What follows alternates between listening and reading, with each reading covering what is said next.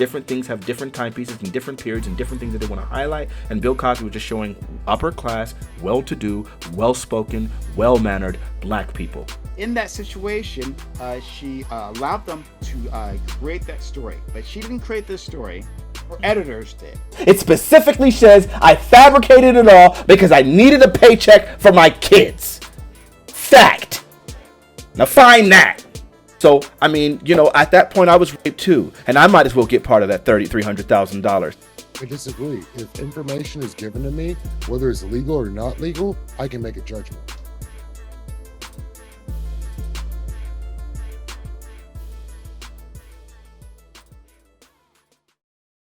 Like social conservatism, when well, specifically the black community, but like he meant that in general, I guess. Like whether that's a good thing.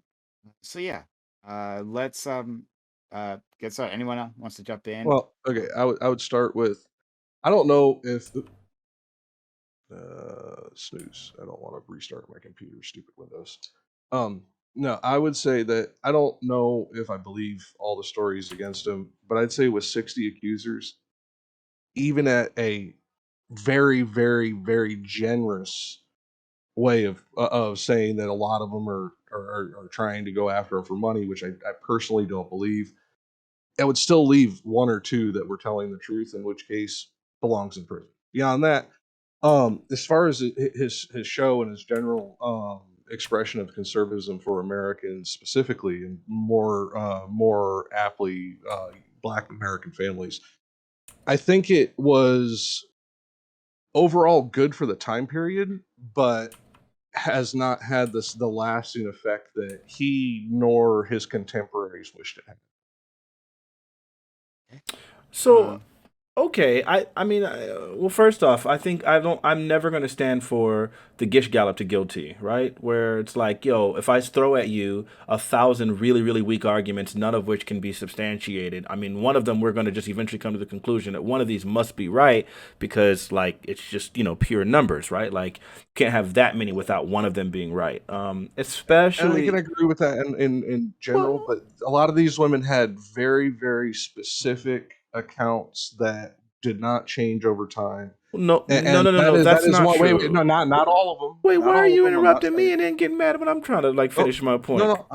No, I was just saying that is something that did happen. Now, I'm not saying all of them, but some of them did do what special victims investigators look for, which is be consistent throughout their telling of the facts across multiple interviews, etc. Well, sure, but I mean, okay, again, if like the story that you're telling is one that has already been there's already been like an example given of what the like correct story is, right? Like, so we know what the going narrative is that supposedly he brings people to his house, gives them like a drink that he like put some sort of date rape drug in, then they wake up unconscious and raped, right? Like, so once you have that story, it's too easy to be consistent, right? Because at this point, like you don't have to come up with the story yourself. The story has already been told. So you're just retelling the story that everyone already accepted. So just simply saying, well, you know, they were consistent in their story, like it doesn't really say much because, I mean, they know what the narrative is. No, I can give you that.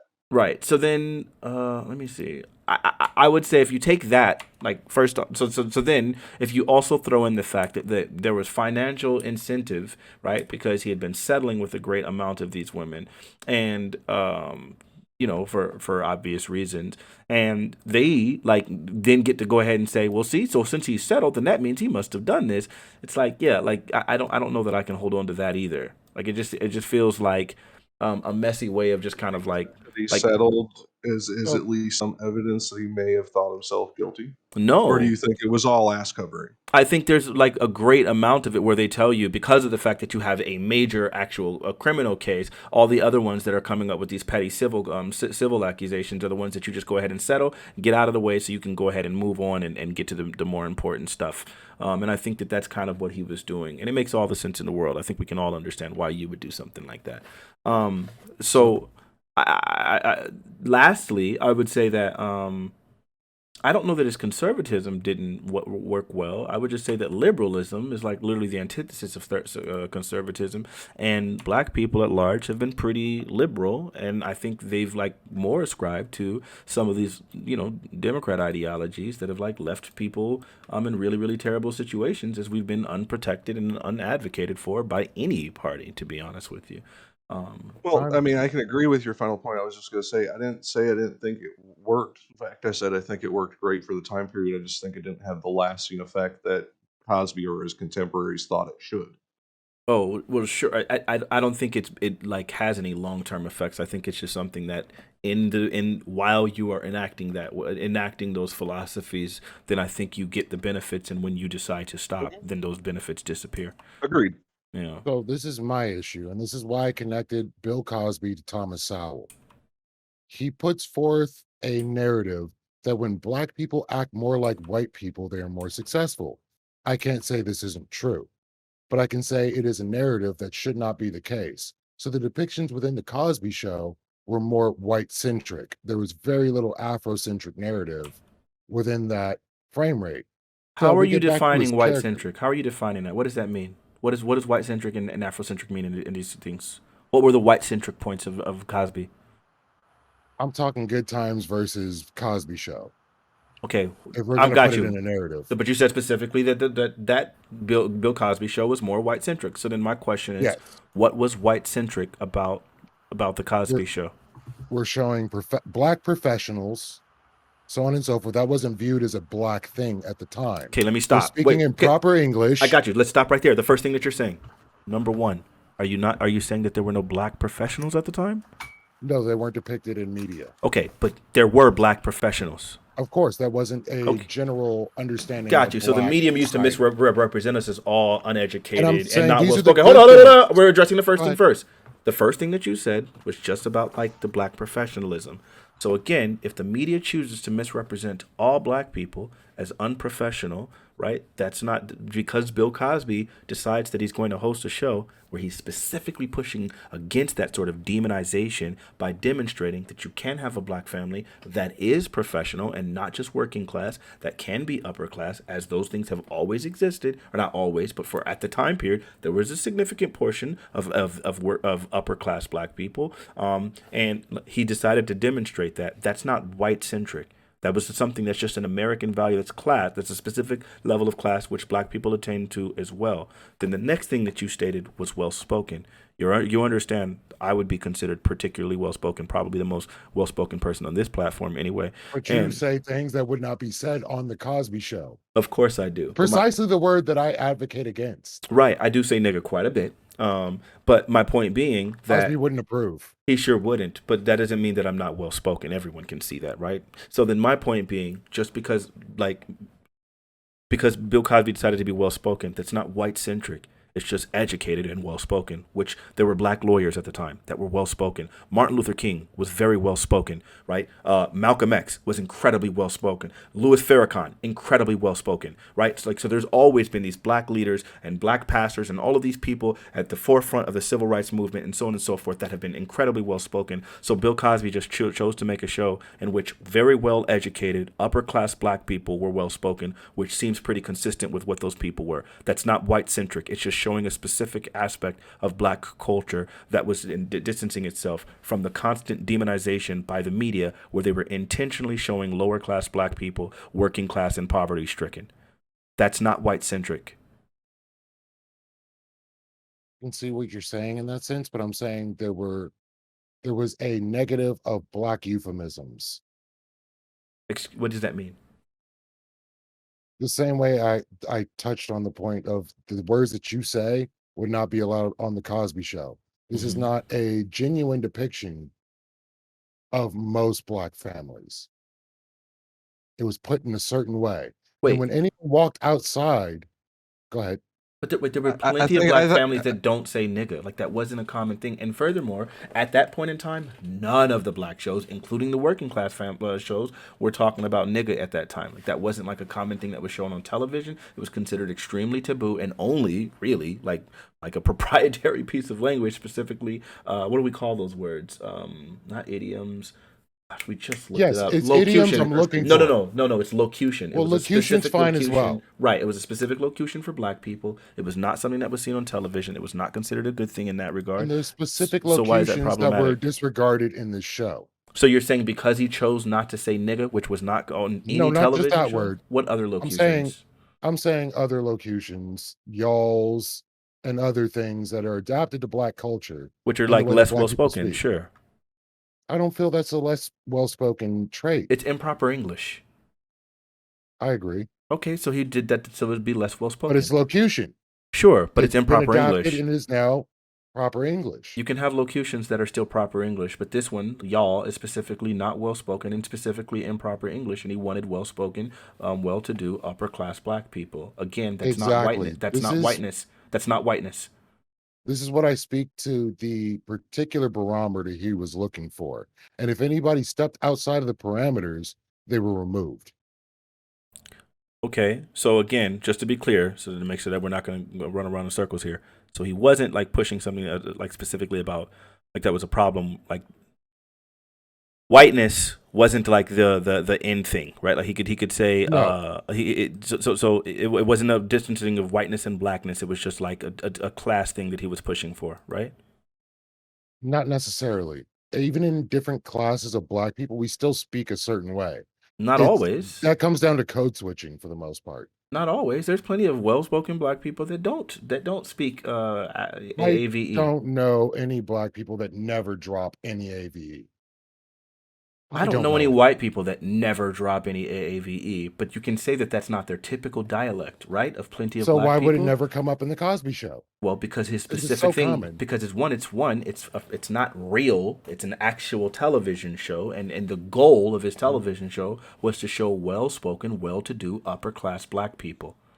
So that shows a standard and something that he wants to exclude from his platform. Something And that he if you wanted step to exclude was outside of that, improper English, sure, yes, and so that's problematic. in a way, in the sense that he held a high standard for the public image versus his own image versus what he was doing And now we're moving behind the to a scenes. different place. Okay, so now if you Well, want this to is what we're talking the morality of the man. No, no, no, no, no. What we were talking about right now was specifically whether or not the show was anti-black or whether or not it was starting to become like whiteness in proximity or something. And of course No, the now, show wasn't anti-black. It was 100% pro-black. okay, got you. So then we're just we're way past the point now because you're originally trying to say that he was No, I'm he was speaking being of the more man's whiteness. standards. No, you weren't. You were talking about where the standards of the show, and you were trying to say that the show was white. You were trying to say that it was like distancing itself from blackness and having some sort of white proximity. Now that we've obviously gotten past that point and recognized that these aspects of culture are not specific or unique to white people, and black people can have those aspects of culture as well. Now we're at the point where we can go ahead and start talking about his character, and those two things are not necessarily aren't necessarily connected. But we are sure now that that show was not white. It was not anti-black. It wasn't distancing itself from blackness. It was just showing a specific aspect of black culture, just as much as we wouldn't say Good Times wasn't by it showing a specific class of people. We're not going to restrict it and say, well, you never showed any well class or high class black people. No, you have different settings for different show. I'm not going to get mad at, I don't know, Amistad for not showing well-spoken black people if this is supposed to be this specific group of individuals. Nor am I going to be mad at Roots if they don't have any Northerners that don't have Southern accents. That's crazy as freak to me. Different things have different timepieces and different periods and different things that they want to highlight. And Bill Cosby was just showing upper class, well-to-do, well-spoken, well-mannered black people, which those things are not foreign. They are not like they're not a rare occurrence. They're perfectly fine, and that's what he was showing and as a setting for his show. And I think that's fine. That's perfectly fine. Now, if we want to get into the character of the man, oh, go ahead. Oh no, I was going to say I think I can give Lethe this one. That he was fighting the juxtaposition of what white America perceived Black America to be, and that could be perceived as a form of whitewashing. Now, I don't necessarily agree, but I think that was the point he was making. Yeah, but it's Good just point. wrong again because even fighting Uh, against stereotypes doesn't mean that you're whitewashing something. no. Fighting stereotypes means that you can just be yourself and highlight some of the Mhm. aspects that aren't that. In the same sense, if you said if there was some person that has some sort of prejudice against your behavior, right, and they were saying this person is not well mannered or not well whatever, and so on and so forth, and like that was like the Yes. suspicion, and then Yes. you decided like maybe it was your freaking your mother-in-law like had the belief that you were some slobbing slob dude that doesn't deserve her freaking daughter, and then you decided, no, I'm going to be particularly kempt and particularly well kept while I'm around these people so that to distance myself from these accusations. You can do that. That's not whitewashing, because in order to whitewash that would mean that all of the things that you're assimilating to are white, and that's not true because well-to-do black people had those. Furthermore, that also furthers the idea that the accusations that they were saying were only black, when a lot of those accusations are just things that happen to do with poverty, but they just like to miscolor them and then to demonize them when they're associated with blackness. And we're not going to do that and further that here, especially not in hindsight. So we're going to Got 4 say, words. I got you. So what we're going to say is what he's actually doing, which is highlighting a specific section of blackness, which was perfectly well founded, which was not something that was whiteness. It was just a specific aspect of blackness, was a setting of his show, which was perfectly fine. And that's what he did. There were black lawyers and black doctors at the time, and that's what he was playing, and that's what his wife was playing. That's it. My point, 4 words. It's an unrealistic standard. It's not. He wasn't setting a standard. What he was setting was specifically a setting for a show. My point is it's a standard. Okay. All right. I don't know. This is weird. It's a weird thing to argue about to get Yeah, he's not focused going to on. take that L, but we can move on. Yeah. So then moving on to the character of the man, right? Again, if Mhm. you want to make the accusation that his character or that the things that he was portraying on television belied his actual character, you would have to demonstrate that was like that there was any forensic evidence that actually showed that he did any of the things that they accused him of, which there Oh, is none as it stands. we don't have to even go there yet, right? Okay. And No, talk about like what a filthy rapist he is. No. I Before want to go to then, the 15-year-old. what? 15-year-old. The 15-year-old that he took to the Playboy Mansion. Oh, the one who lied and changed her story and originally had a different date for when she was there, and then later on, like it was proven after she said she was 100% certain of what the date was, and then it was later on proven that Bill Cosby wasn't there on that date, and it wasn't even possible for him to have been there at that date, and then she changed to a later date at a different story. Are you talking about that one? Yeah. I guess if you want to That's go what with I'm that talking story. about. Okay, God. So if that's the story, the one where we now know that the person who came forward with the accusation is an absolute confirmed liar, if that's the story that you want to hold on to, then you can do so. But everyone else can see that that person is an absolute confirmed liar. They did not tell the truth on their testimony, and it had to be proven to them. And after they proved it, then they backtracked their story and came forward with a different accusation. So if that's the person and that's the story that we're going to go with, then have at it. But I'm sorry, the rest of us are living in reality where that's not that's not good evidence. And again, there was no forensic evidence for that either. Beginning of the argument. I got you. You just started the argument off on something on a non-tenable point. Do you actually have an argument? Because if that's like the beginning, or if that's the foundation, you know what the Bible says: a house built on the sand is not going to stand. Right? When the rains come and the floods beat up against it, that house is going to crumble. You better start on some actual solid foundation, like forensic evidence. Oh, that's why you're doing that, because you have none. But he still lost the case. Okay. Do you think we have over 1,300 exonerations a year in the United States of America? So that means there's 1,300 cases in which people are losing that we know that there's no actual evidence for. So just simply saying that someone lost a case doesn't mean anything, right? Bottom line, Again, I got you. OJ, Hold on. I believe Michael. I got you. So just to be clear, so you're saying just because he lost the case, so you are admitting that even though he lost the case, that there is no forensic evidence, so we have nothing to go off of besides the testimony of one person who we now know is a confirmed absolute liar, right? The testimony of one person that leads to the testimonies of many other people, Okay. leading to a characterization For of that the- specific incident, there was one only person that's witness to it, and that person is a liar. So that means you have no evidence. You don't have any forensic evidence, and the only evidence you have is testimony from an actual liar. So tell me any good evidence, because you know testimony from a liar isn't good evidence. Tell me any good evidence that indicates that Cosby is guilty in that specific incident. From the grounds you're working from, there is no good evidence. If All there's right, so no good. He's forensic innocent. evidence- Let's go on to the next one. So if there's no forensic evidence, but there's a pattern of behavior, That's no evidence at all to you. If there's evidence of the pattern of behavior, if the only evidence of the pattern of behavior from the same sort of shaky witnesses who were seeking out monetary gain after Gloria Allred came forward saying that we're going to be seeking X amount of payments, talking about some odd 15 or what was it, $15 million that we're going to be getting in settlement when they're advertising those sorts of things, and now you have 50, 60 women all thinking that they're about to go ahead and get on the come up because they know at the end of the day this is a black man and his image has already been tarnished because of the misrepresentation by the media, so that they know that there's large amounts of money that they will have access to. 15 million with 50 people, that's like $300,000.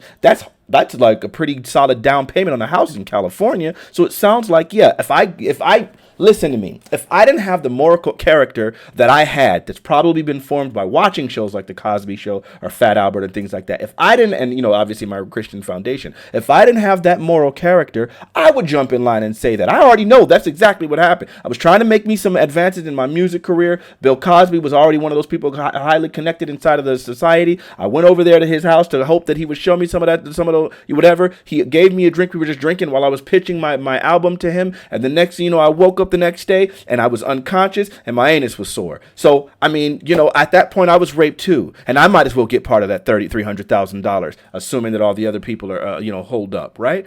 Like, why wouldn't I do that? Especially you got these washed up Hollywood women who have no star power whatsoever and were actually depending on Bill Cosby and hoping that he would actually ignite their career as he did for so many other blessed black people. And then he just ran through these folks and didn't actually do for them what they were expecting. And so now they're spurned. That's what it sounds like to me. And I'm not one, especially now that we've learned the vital lessons from Amber Heard about how white women lie sometimes. I think the idea that we're just going to hold this nigga Cosby accountable to stories that we have no evidence for sounds absolutely ridiculous. Don't you? It's not even a lack of evidence, and this is the sad part of it.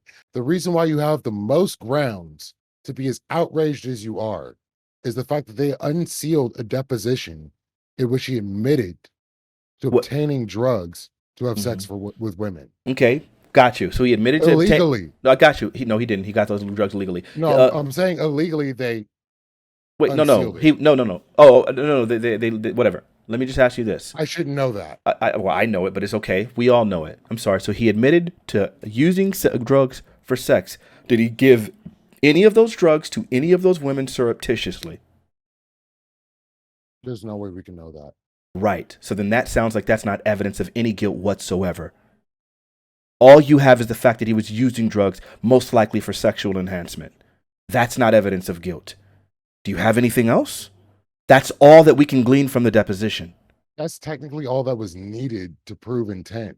But wait, I'm sorry. So if I'm getting drugs as a sexual enhancement that I'm intending to take with the person that I'm going to engage in a sexual encounter with, that she will knowingly ingest, you're saying that that's intent to drug and rape women?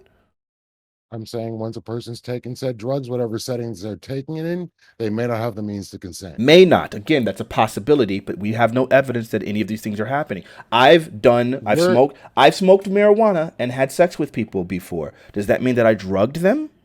So that's in not the the same. end, Come on. It's not the same. Doesn't matter. I've drank alcohol. Fine. Let's give you a better example. I've drank alcohol and had sex with women before. Does that mean that I raped them? Possibly. Okay, but we don't have any evidence that I actually raped any women. If they're choosing to drink the alcohol, we're both not drunk and like out of our freaking minds. Although I've had situations where I was, well, we're not drunk out of our minds. If we engage in a sexual encounter, that's not rape. It's not necessarily rape. Excuse me. It's only rape if the person is incapacitated or the person is I'm giving it to them surreptitiously. If neither of those two things are happening, then that means that that's not rape. And again, we have no evidence aside from the fact that he had the drugs, which, as Whoopi Goldberg said, the very first time when she encountered this, we chose to willingly take these Quaaludes. I was doing that. That was the drug of the time. I did it willingly all the time. Janice Dickinson wrote in her book that she willingly took Quaaludes. So if we have all of these different tests, yes, that was her. That wasn't Yes, her. yes, She said that wasn't her who yes. did it. No, no, no. I'm sorry. She said she did, and then when she got called out on it on the stand because she literally told a different story, she said that she wrote in that book whatever she needed to in order to get make money for her kids. But she's telling the truth now. She No, was no, accused no, of no, lying. no. I will find it for you right Because I now. remember I had already gone with this. I had gone over the testimony with you, and I literally went line by line with you on this. Okay, I got you. But it was months ago. Yeah. I don't No, no, know no. It's fine. exactly. I'll find it again for you. I get it. Maybe your memory is faulty. I'll help you because mine isn't. Give me 30 seconds. So we're trying to prove guilt within reasonable belief of the jury. That's what we're getting at. So would the jury believe No, no, what no, no, we're no, no. saying? I'm not asking what a jury believes because I think everyone's an idiot. I think as long as I'm having a conversation with one person, you might have been one that would have been automatically prey to the same stupidity that the jury was. It was in your character right now until I started walking you down how you don't have actual evidence to be able to just say, well, there's a deposition that proved it. When you have the media sitting there lying over and over again and saying Bill Cosby admitted to drugging and raping women, right? Those were headlines, even though he never admitted to that. I know that that's how faulty people's brains are. So you need an individual to sit there and prove to someone and say he never admitted to drugging and raping women. That's what we have. So I can't control I'm how telling faulty. you. I can't control how faulty the jury is. I can't control how faulty the lawyers are. I can't control any of those things. What I can do is talk to you in this conversation, and I can see that I can reason with you and show you again that just that deposition is not evidence of any guilt of any kind, as you have now conceded. So then again, I don't care about the jury. I don't care about what happened in the court of law. What I care about is the fact that there was no forensic evidence. The deposition was not forensic evidence. We don't have any reasonable evidence to say that this dude was guilty, and it seems like you agree with that too, and you keep trying to jump to appeal to different things, and each one of those things you obviously see is obviously sand and shaky ground, and they're not actually like tenable positions. So do you have another one? I'm going to go ahead and find this Janice Dickinson thing, but the deposition is clearly not one. The testimony of the confirmed liars is not one. So what else do we have here? I'm sorry, just the fact that he chose to do drugs is not enough proof at all, because we obviously know that they were doing those things willingly. They were really common at the time. So do you have any other actual evidence? Because the three things you've presented thus far are not evidence.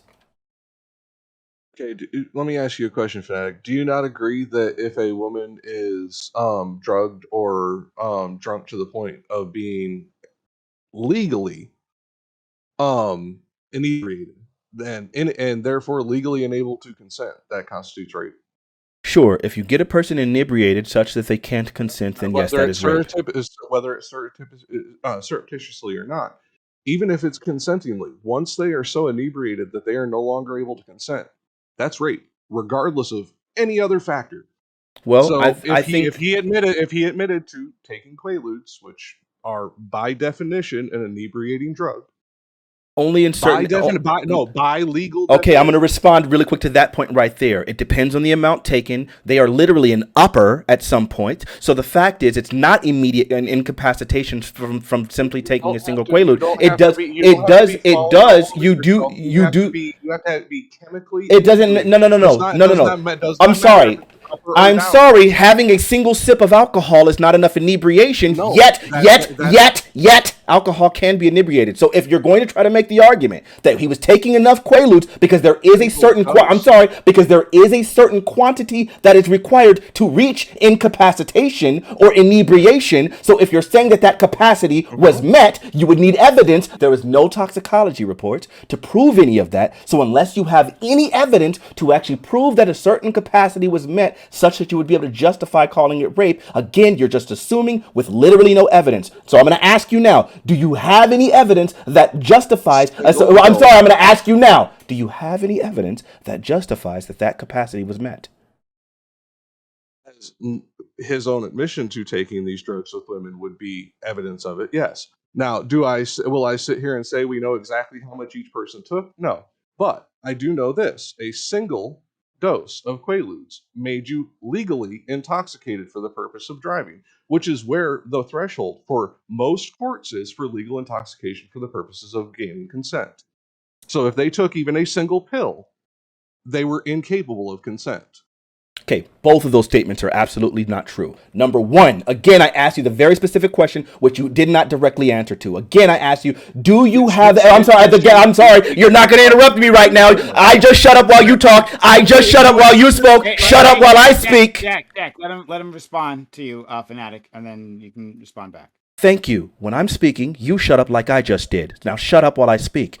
The fact of the matter is, you can say, I asked you the very specific question. Do you have evidence that clearly demonstrates that they had drugs to the capacity? Your response to that was, well, he admitted to taking the drug.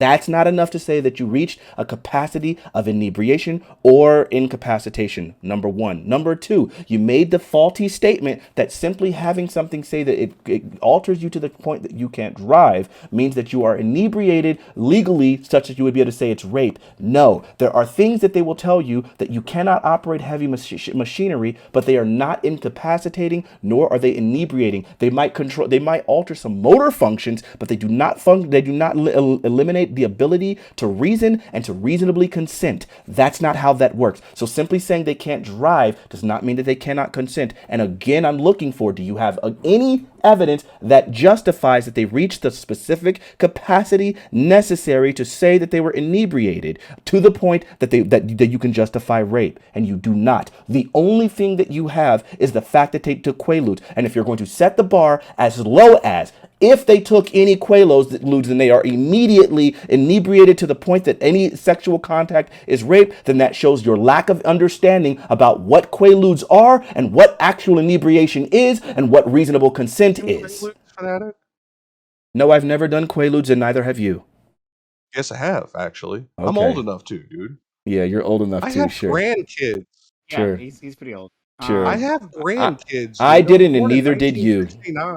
You didn't do no dang Quaaludes, I was liar. born in 1969, dude. Okay, so you did Quaaludes? I have 4 yes. Okay, so just because you did Quaaludes, does that mean now that you're going to be the authority? Listen, if you've done Quaaludes and you're I got you. If you've done Quaaludes, if you've done Quaaludes and you're going to lie to me right now and tell me literally that a single Quaalude, right, that any amount of Quaalude immediately means that you can't consent, then you're a liar. So let me just make sure we're clear here, and we can move on with the conversation because I'm not going to maintain a conversation with a liar. Are you making this statement? Or I'm just going to make sure. Let me make sure we're clear. Are you making the statement that the presence of Quaaludes means that you can't consent? Period.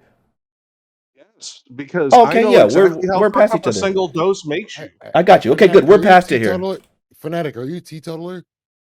I don't know who that is. What are you talking about? Are you a teetotaler? That means you don't do drink or do drugs. No, yeah, I drink alcohol. I drink alcohol quite a bit. Okay, do you understand when you take drugs along with that alcohol, it may produce an effect that's beyond what the minimal dose would have naturally done? They may. It can. It's possible. Sure.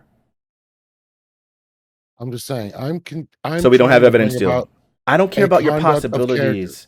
No. I'm talking conduct of character. But if your conduct of character is based on assumptions and possibilities, then I don't have anything for you, buddy, because I only deal with the facts, especially when we're talking about sending a person to prison. When we're talking about guilt, we have a standard within our criminal justice system which says innocent until proven guilty. And if you don't, if it so like He was proven guilty. He was not proven guilty. And again, I don't care about what the jury says. Under faulty grounds. I don't care what the jury says. You yourself right now are standing here before me admitting that you don't have any evidence that he was guilty. And just so we're also clear here, the very first prosecutor to come in contact with that information with these accusations, Castor literally said there was no forensic evidence to prove it, and the only evidence he had was from Andrea Constant, who he admitted changed her testimony. So if the very prosecutor who was trying to find some way of prosecuting Cosby, right, because he wanted this person to go, even though he knew there was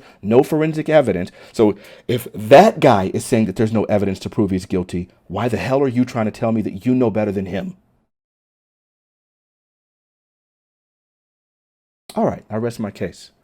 Let me find this Janice Dickinson quote. I'll wait for it. Okay, so ABC News, I can link you the story here so you can see that I wasn't making that up. Thank God my memory is as ridiculous as it is, so you can see. And that's why you can rely on me in these sort of situations in which we have a different remember. Okay, I'll stop. Yeah, here, I'm linking it. Well, I'll just do it. I'll put it in your stream.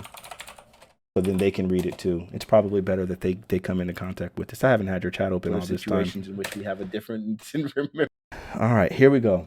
Let's read the most important parts right here. Well, first off, the headline: Bill Cosby accuser admits concocting story from memoir. Okay, so she like went on the stand and she said, "Here was America's dad on top of me, a happily married man with 5 children." Dickinson testified in Montgomery Court in Norristown, and I remember thinking how wrong it was, how very, very wrong. That's what she said. Then she said it was gross. She told the jury that she passed out during the assault. Okay, then under cross-examination, Cosby's attorney, Tom Messereau, confronted Dickinson about her 2002 ghost-written memoir, No Lifeguard on Duty, The Accidental Life of the World's First Supermodel. Messereau challenged Dickinson's testimony, pointing out her description of the assault differed wildly from the Lake Tahoe encounter with Cosby she described in her memoir. Holding up a copy of her book, Messereau cited passages in which she described rebuffing Cosby's advances in Lake Tahoe, then popping 2 Quaaludes and going to sleep alone in her own hotel room. Dickinson acknowledged that she concocted stories in the book in order to get a much-needed paycheck. Her words, and I quote, "It's all a fabrication there because I wanted the paycheck for my kids," adding that her ghostwriter took poetic license with her life story. Seizing on her answer, Messereau replied, "So you made things up to get a paycheck?" Appearing angry, Dickinson responded, "They weren't there and you weren't there, and I'm telling the real story. I put my hand on the Bible and I swore. I wasn't under oath when I wrote the book." So again, you had a book that differed very greatly from her actual story, in which she said originally that she willingly took the Quaaludes. You stand corrected. No, I don't. This is why I'm not looking for this article. I'm looking for the actual. They have the quote. So you're saying that the article is No. inaccurate? You're saying they're lying? Stop that. Don't put words in my mouth. Don't do that to me. You can do that to someone else, not me. All right. Thank you. Okay. What I'm saying is that we're looking for the actual transcript because there's a lot more to this conversation than just that. Okay. Yes. Sure, but for specifically the thing that was that we were contesting right now was specific. No, this is not it. No. I'm sorry. Let me respond. Let me finish. The thing that we contested right now was specifically that she waffled and she changed her stance from the book to her actual stand. That's what I asserted earlier, right? And you said that wasn't true. What the thing that I was alleging, because I knew about this part, and I said that, right? Like I literally said that, that wasn't her. I said editor, but I meant ghostwriter. But hold on, I gotta get the transcripts. Okay, get those transcripts. But just to be clear, what I stated and what this thing just validated was that she wrote things in the book that she admitted on the stand were not true. So that's what I was saying. So she lied in her memoir about her sexual encounter. I'm sorry, about her almost sexual encounter with Cosby. That's what she did. I am looking for that transcript. When I have that transcript, then I can fully engage the conversation. Fully engage the conversation until I have the transcript. Because there was more to this conversation. There's more context to that conversation that we are missing. So until I have that context at hand, so I can make an accurate description of this particular incident, then I'm not going to do this. So I got you. No. I got you. I'm loving your appeal to ignorance, and I just want it to be stated as plainly. I wanted to be stated as plainly and succinctly here right now.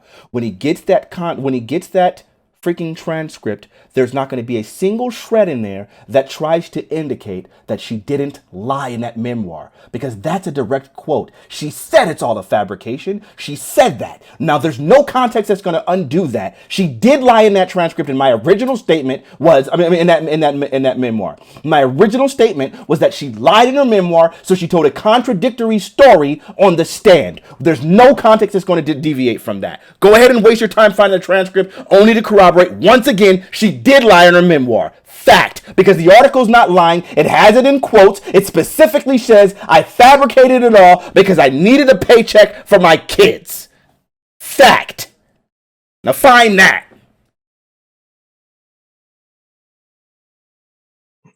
Anybody else have any non-evidence to show that Bill Cosby is guilty in this situation? I got a little bit more. Okay. So we're going to take the allegations back to 1965. Okay. Who didn't come forward until 2005. Okay. And then in the early 1980s. Wait. Let's deal with that first one. The 1965 case. It didn't come forward until. Came forward, Jane Doe, number 12. Okay, hold on. Constant I'm sorry. case. Wait, that's not evidence. Do you have any evidence that says that Jane Doe's not lying?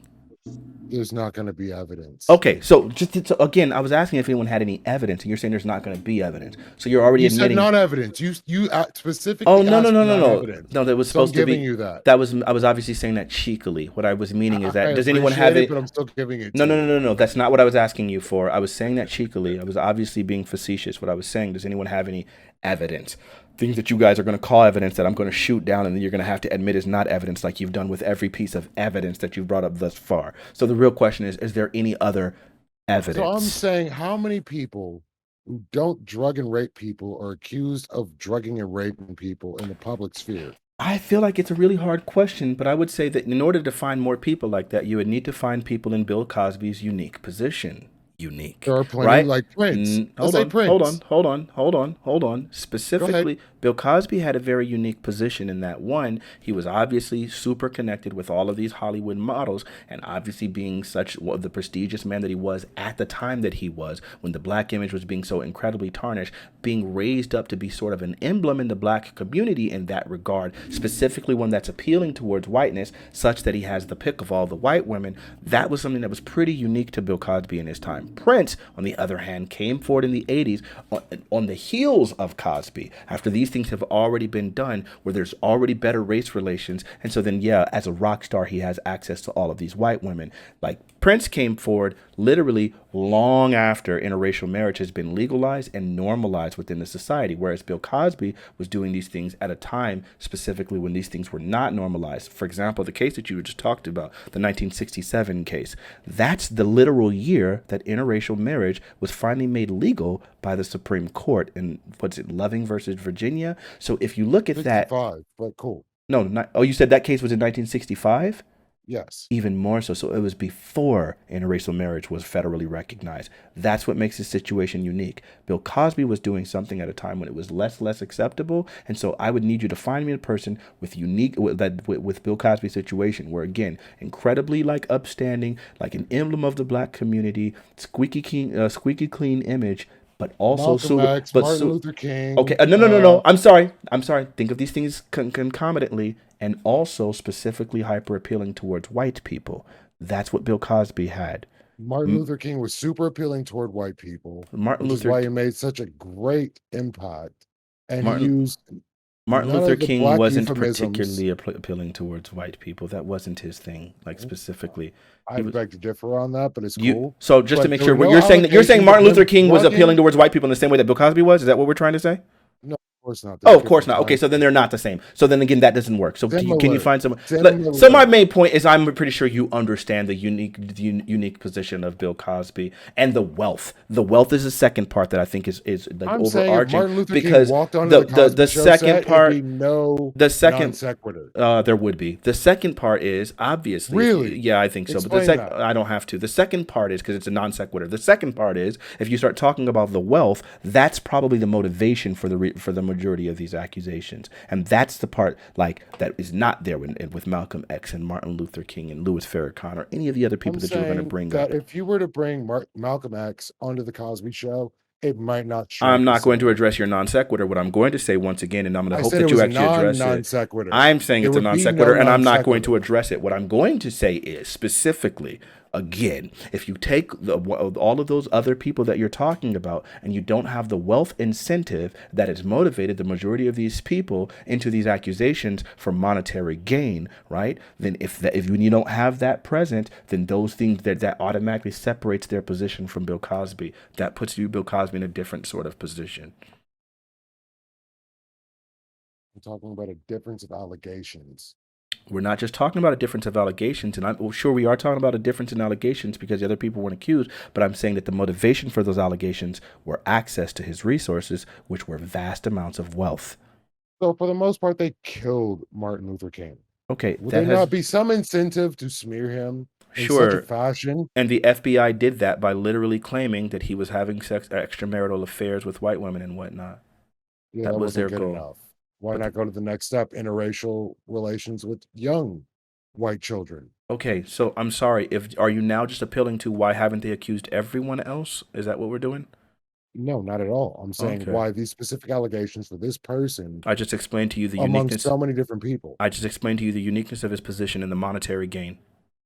I understand the uniqueness. Those So then weren't the that wouldn't allegations have put against Michael. that wouldn't be that first off with Michael Jackson, the very first accuser, there was a tape release in which he said specifically if they didn't give him a specific monetary amount, he was going to be destroyed. That's not what I'm talking about. That I'm came from the talking about actual the accuser. allegations. Okay, what about the allegations? What are you You're saying? talking about the allegations against Michael are children.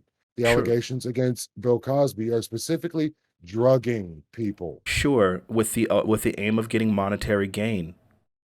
The most That's you got toward Michael drugging anyone was Jesus Juice. right, but that the goal for Michael Jackson was monetary gain. It wasn't a constant narrative. There was monetary gain was the goal. There's monetary. I'm not gain gonna keep above- talking. Listen, I'm gonna shut you off in half a second. I'm gonna try this one last time.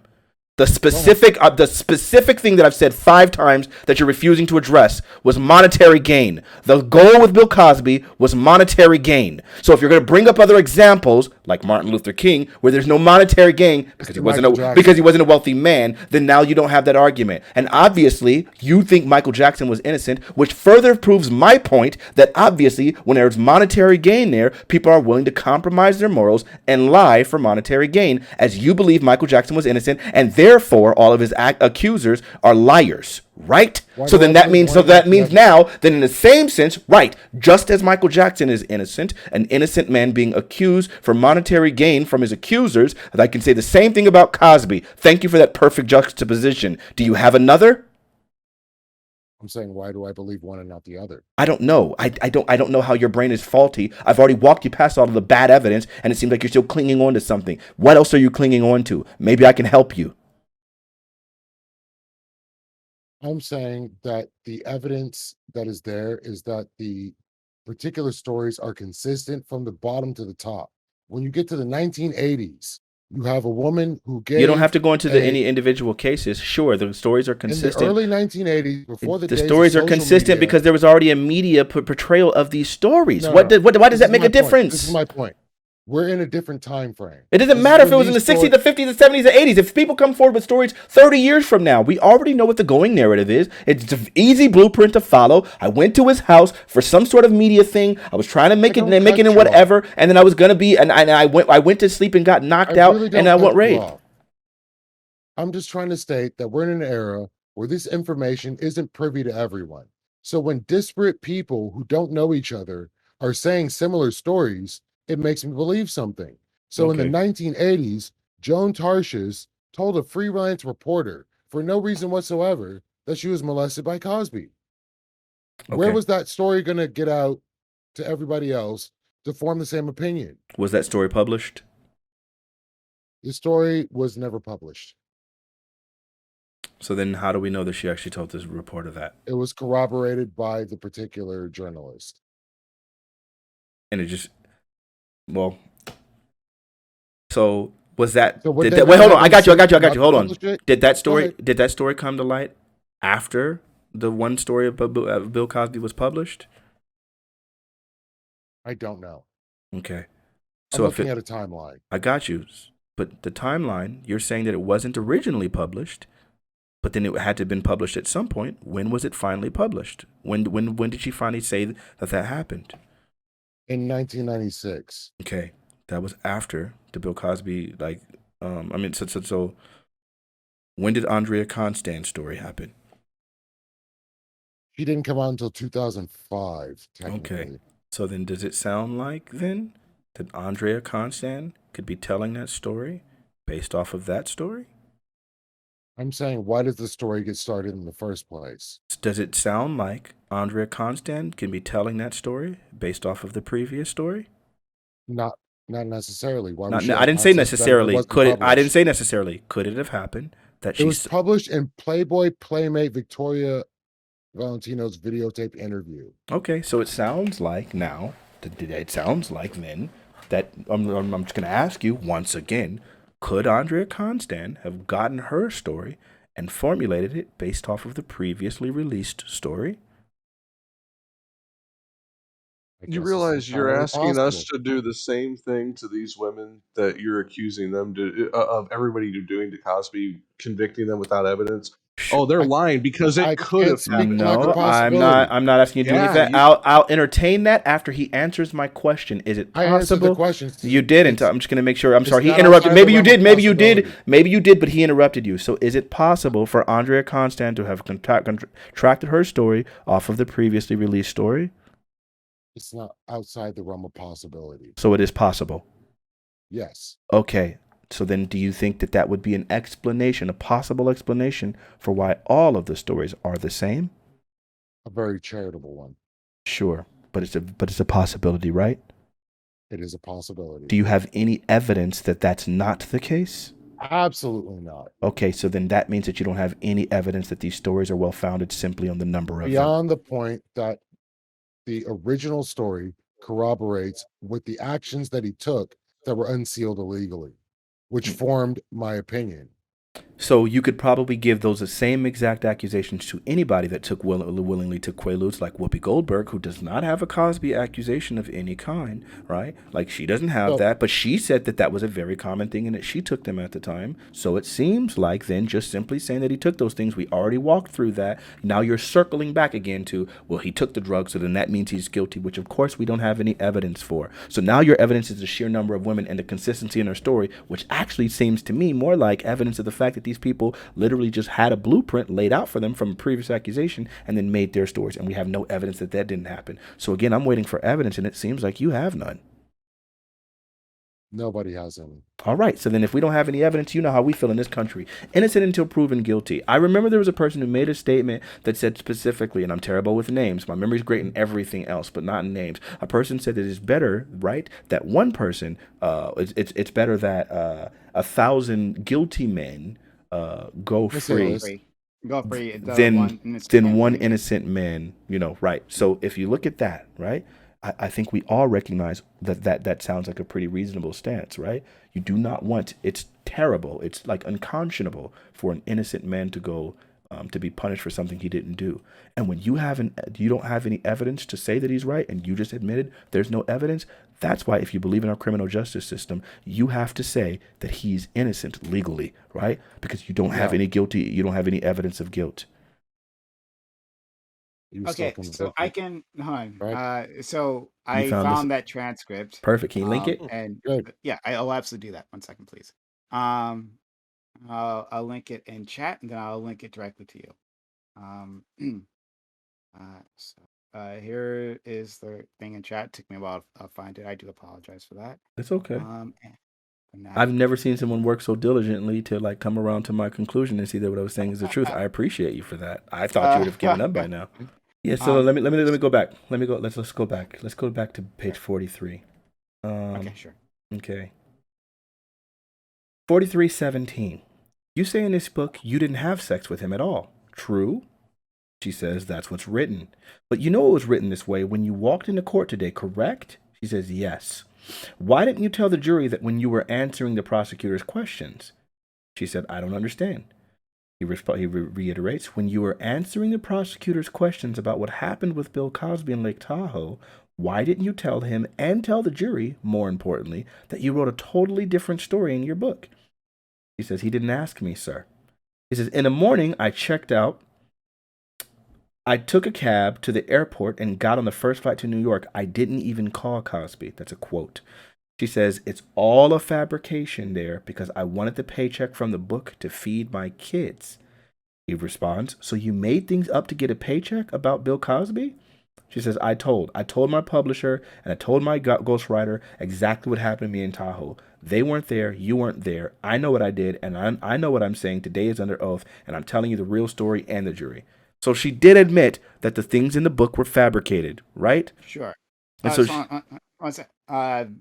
So the other place I wanted to take us was page 39, line 5, I guess. Or it's been line 4. So if you search paycheck, it's the first time paycheck comes up. And she says, which page is it? Line got you. 39. Got you. 39, line 4. And it says, and you take pride in this book. This is the person cross-examining her, I guess, Cosby's legal team. Mm-hmm. I took pride in the fact that I was able to get this this book done so I could have a paycheck as a single mom to feed my children.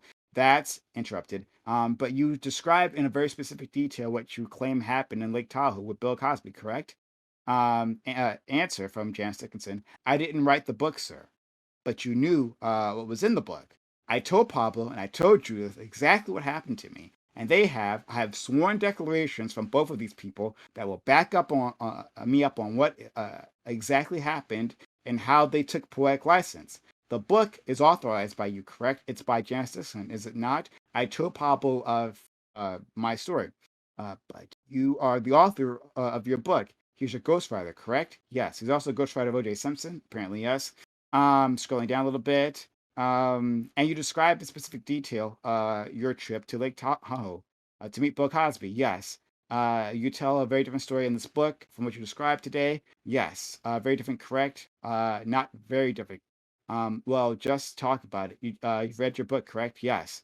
Okay. And then it just kind of goes into the flight. Mm-hmm. Um, um, but you approved it. And she said, I wanted the paycheck. So you lied to get a paycheck. I didn't lie, sir. Don't call me a liar. If you're saying this description is not true about Bill Cosby, you would have to be a liar, wouldn't you? I'm not a liar. But ma'am, you don't. The things you testified today, you say Bill Cosby did to you. You tell a totally different story in the book, right? I don't know. You don't know. No, right? And kind of goes on like that. Yeah. Uh, So so, here she is, so incoherent and rambling, right? Because she's like, not incoherent. well, if you're So hold telling on, me you let me don't hold on. know, but then you're saying you're Let not a me hold on. liar. Hold on, let me contextualize how I see it, and then you can respond. Okay? I want to hear Okay. everything out there. Okay, sure. So the reason why I bring this part up because she has sworn affidavits from those individuals, the editor and the ghostwriter, saying that they were the ones who made this up. Right? They made that story. So like what the prosecutor, it's not a prosecutor, excuse me, the attorney is trying to do is to make it seem that Janice Dickinson is a liar on stand, right? That she Because just she like is. fabricated this story and put this out there, and Mm-hmm. she's saying no, I wanted to get my story out, right? Like I wanted to do that. However, like my editors and all that saying like this is not going to happen. We're not going to be able to do this. You're going to get sued. He's going to destroy your career. And so in that situation, she allowed them to create that story, but she didn't create this story. Her editors did. Sure. Her ghostwriter did. And she Right? signed off on it.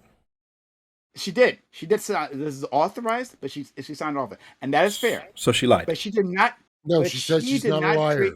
But she did not create this. Create this story. Mm-hmm. Right. This is why I wanted to give additional context. I wasn't let None of that Fanatic. context changes Excuse me. anything. Hold on. I'm not interrupting you. I'm so sorry. Right? Okay. So this is why I wanted to get additional context to this, right? So yeah, like the article says, oh yeah, she fabricated. No, she didn't fabricate.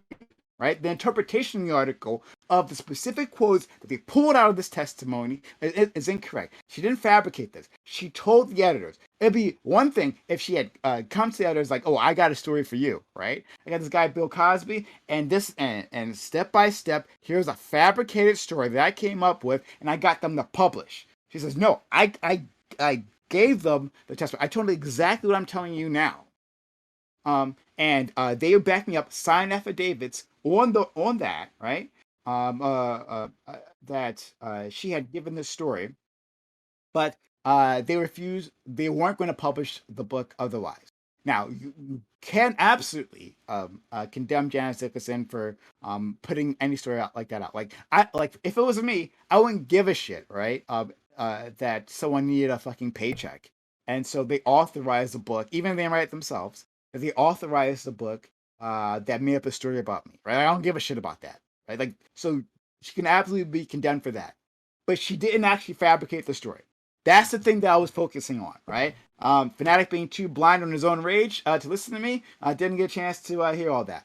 But this is the part I'm focused on. She didn't actually lie about that, and she has people to back her up on that. So then, we can establish that she was telling that story Hold in on. the past, I won again now. not like so, not just for like the trial. It Sorry, really go ahead. just works this simply.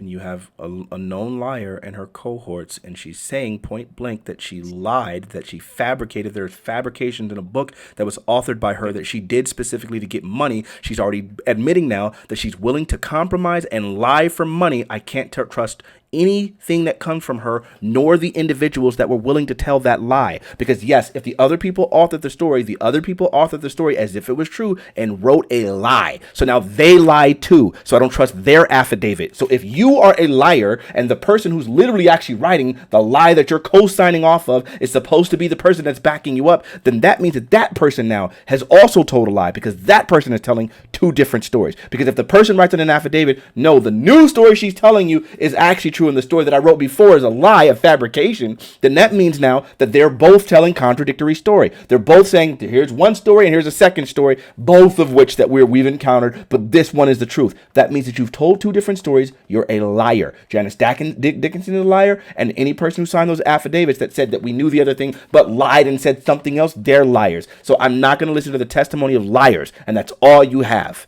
And so now, as long as we're clear, they lied. So a liar can't be. If you can prove they lied, show me the indictment. You can tell. I'm sorry. I got you. Here's how you can tell that they lied, because of a basic syllogism. You said A and not A, and those two things cannot happen. So she said either one thing happened, and then she said that thing did not happen. Those are the two statements she made, right? One of those is a lie. She's a liar. Point blank, period. So somebody who lies can't be a victim. They can't go along with a lie for a payday that they're relying on to feed their kids and house their kids for survival. If this was a story about a white man oppressing a black man, you would be a hell of a lot more on his side, even if he said the lie. The reason you are absolutely jumping on this is it is a woman versus a man, and you have very low opinion of women who lie, or women who sleep around, or women who do drugs. I've heard you say that shit on these panels over and over and over again. So a lot of what you're saying comes across as your bias. Yeah, she lied in the book. A book. That's not under oath. That's not before fucking law. Editors lied in the book. Yeah, no. But she signed off on it, and I will give him the tautology that because of the fact that she signed off on it, she accepted a lie. I'll accept that. She accepted a payday to say a lie. She is now going to court to try and fucking explain that no, she was actually a victim, and that the payday was only to keep her kids and her afloat so that they could survive. Okay, now you said a whole bunch. How is the fact that she did lie prevent her from ever being a victim? Yeah, you not believing her, that doesn't mean it didn't happen. Okay, so to answer your question, you're just coming to the. You're just gonna keep going. All right. Well, so to answer your question, the original thing that you said was, just because a person lies, does that mean that they can't be a victim? And the answer is no. We all know the old freaking fable about the boy who cried wolf. The person can lie multiple times, and then when they are an actual victim, no one will believe them. I'm not saying that she can't be a victim. I'm saying that we can't trust the words that come out of her mouth because she's a liar. So I would say there's no evidence that she's a victim. And in this country and in our legal system, when you don't have evidence that a person is a liar, when you don't have evidence that someone is guilty, then you have to say that they're innocent. They are legally innocent. And unfortunately, if the only evidence comes from a liar, then that means that we don't have any actual evidence. There's no forensic evidence, and all we can depend on is testimony from a liar. So yes, she could be a victim, but unfortunately, yes, you could be a victim, but once you lie, we can't trust your testimony anymore. So now at this point, you're not. We will never know. We'll always assume that Bill Cosby's innocent if we're fair. All of your other speculation about, I just don't like women, or I just don't because it's a white or whatever, I don't care about the way your brain works, because you're able to come to the erroneous conclusion that Bill Cosby must be guilty because this person must be telling the truth, even though they're a known liar. I can't care less for your speculations. So how about his own words in his deposition, where he admits that he did not know if they were able to consent because of how intoxicated they were. His own words. Show me that. When asked. Show me that. You're a liar. Show me that. Nope. Show me that. You're a liar. I will link you to the person in chat who's sharing it. It is a excerpt from. He says, I don't know how many years we go. He says, I don't know how many years ago are we talking about. I meet Miss Picking in Las Vegas. She meets me backstage. I give her Quaaludes. We then have sex. That's what he said. It wasn't like a I don't know. That wasn't just what he was saying. It was basically the same way how like when someone will say like you ask someone a question and you'll say like like it's a quick phrase in passing. It's not literally answering the question. He was basically trying just saying a passing phrase in order to go on and make the sentence. How many years ago are we even talking about? That's why. If you're talking about something back in 1976 and you're talking about a 2005 deposition, I can easily see a person saying, I don't know. You're talking about an encounter that happened I can give X you amount that. of years ago. Freak out of here. That's not evidence. I'm sorry. Yeah, I can give you that. And also, I think our ideas of consent have changed, honestly. Drastically. And so, yeah, that's why I didn't bring this up. I don't think this is necessarily damning. So yeah. Yeah, and I had not read the full context, so in deeper context, that definitely makes your assertion more poignant. Okay, Kai, did you have anything else for?